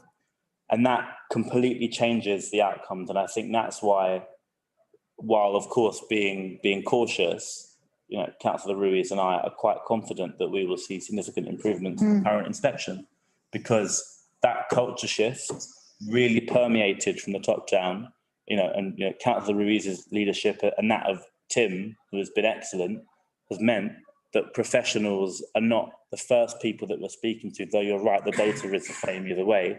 It is asking children and young people to be the co-producers of their experience and their relationship with the local authority. And from a mildly external perspective, before to past 3 months, that culture shift has really changed the care leavers' experience with Newham Council. I think it's also worth, and I mean, I don't want to labour the point, but we were marked as inadequate in March 2019. That should not have been a surprise. It wasn't. Because for 16 years prior to that, we had never risen above requires improvement. So we went for 16 years requires improvement, and the only thing that didn't happen in those 16 years was that anybody took any notice of that. Yeah. So although we were requires improvement, nobody bothered to improve. So, you know, you come along and you think, oh, so actually the view of the department at that particular time was that, oh, it'll be all right and acceptable because we'll be requires improvement again. And I think that the shift that Councillor Garfield has talked about is the culture shift, that actually that wasn't good enough and never should it have been good enough. And if we had the lack of the amount of disinvestment in the department, so that we even posts that you are statutorily and legally obliged to have, we didn't have.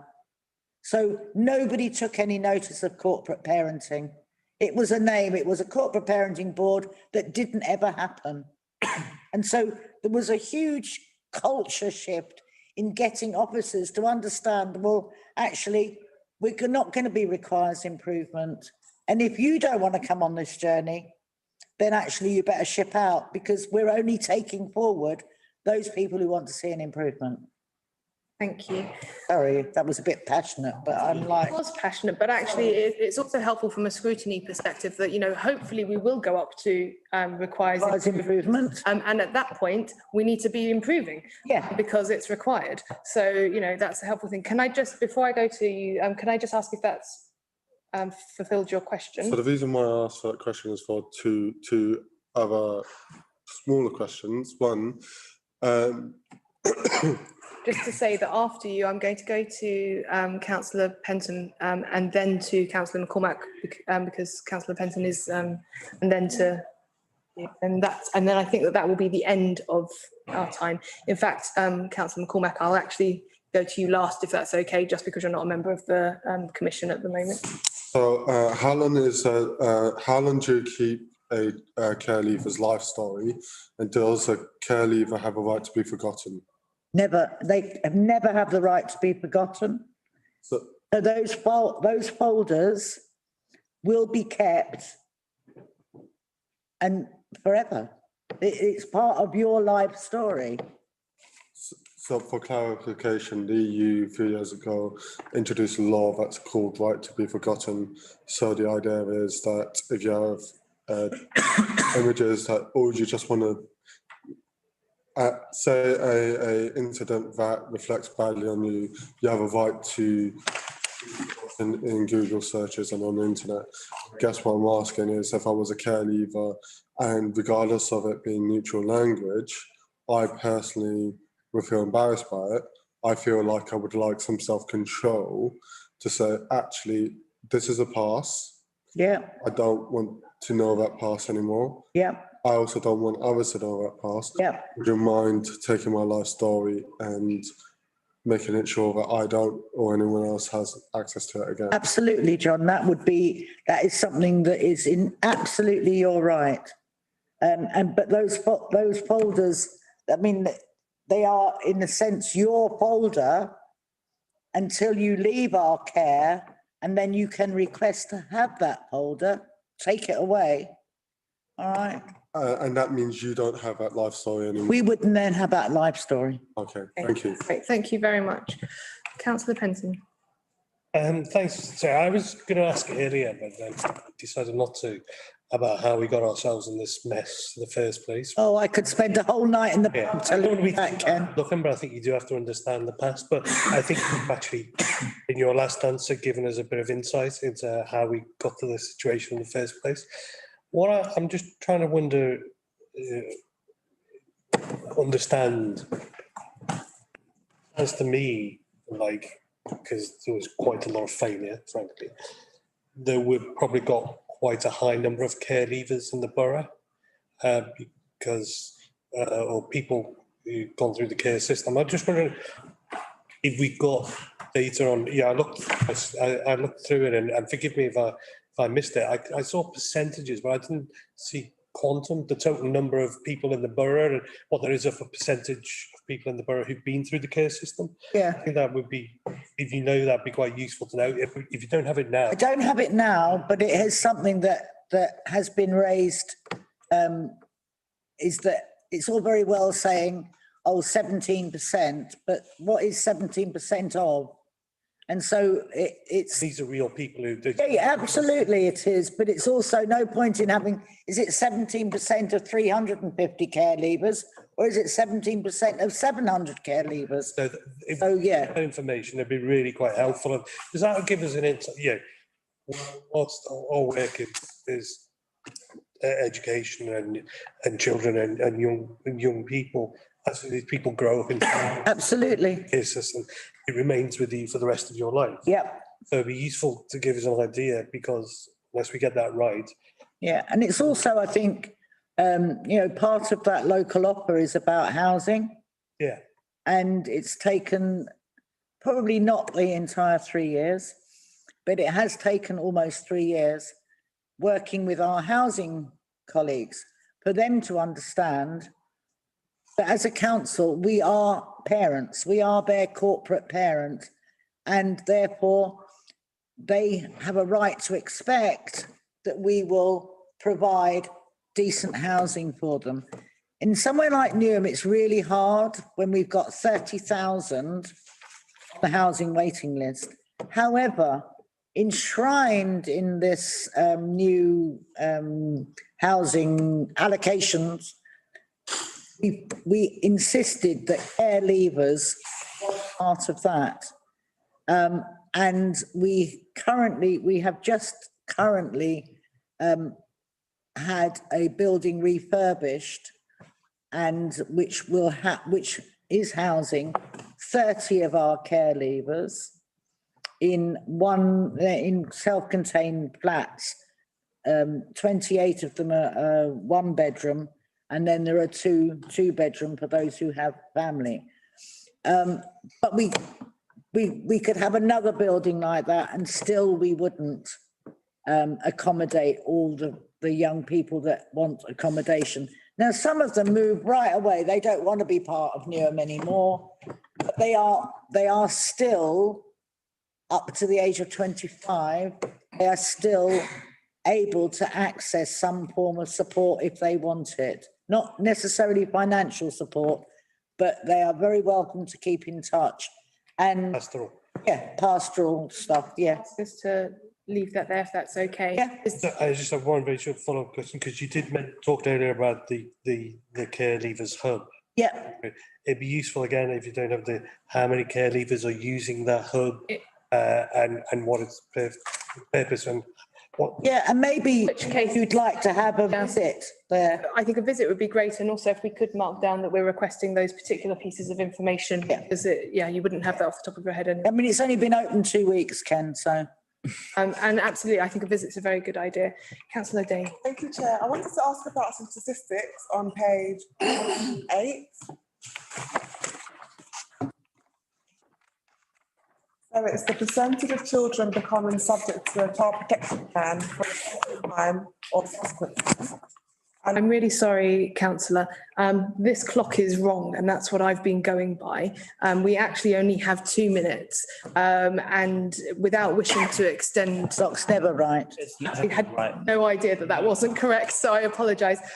So could I ask that you write the question down, and we will also add it into this, if that's okay. Councillor McCormack, very quickly. With my question, so I don't need to ask it. But I am a member of the committee. So our chairs are ex officios of Oh, I apologise for using the incorrect language. What I think I meant was that the new members could get their questions in first. Yeah, but I'm trying to clear my question. Brilliant. Thank you. In which case, before the hour strikes, the very last item, the date of the next meeting of the Commission is 21st of September 2022. Thank you everyone for attending. This concludes the business of the committee and I now declare the meeting closed. Oh, Thank God, Sam. good night. Well done, Liz. Tradition that you